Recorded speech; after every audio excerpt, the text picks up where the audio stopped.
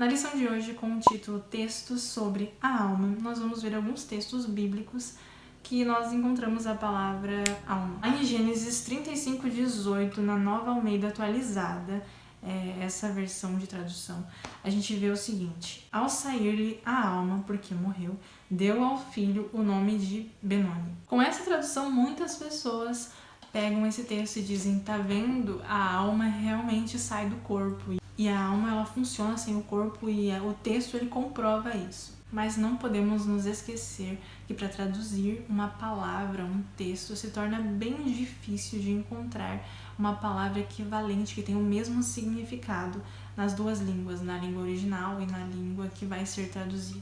A palavra nefesh foi traduzida como alma, e muitas pessoas têm aquela ideia da alma que sai do corpo e tal, que a gente está estudando durante essa semana, e aplicam para esse texto.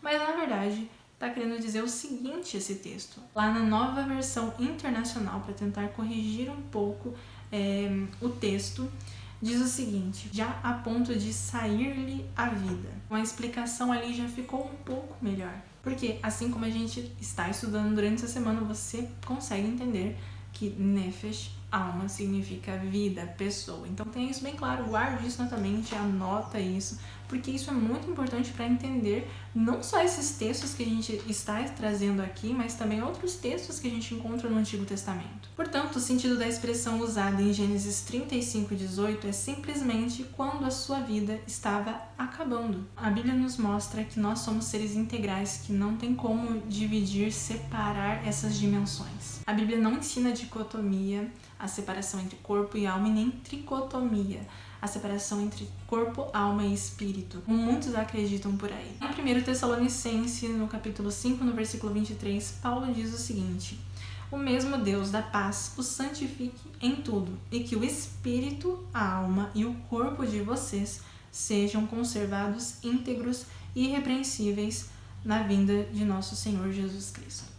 Muitas pessoas pegam esse texto e também dizem: tá vendo? Olha só, corpo, alma e espírito, tem como sim, tem os três, e pode ser separado. Um não precisa do outro, e são três dimensões que podem se separar e tá tudo certo.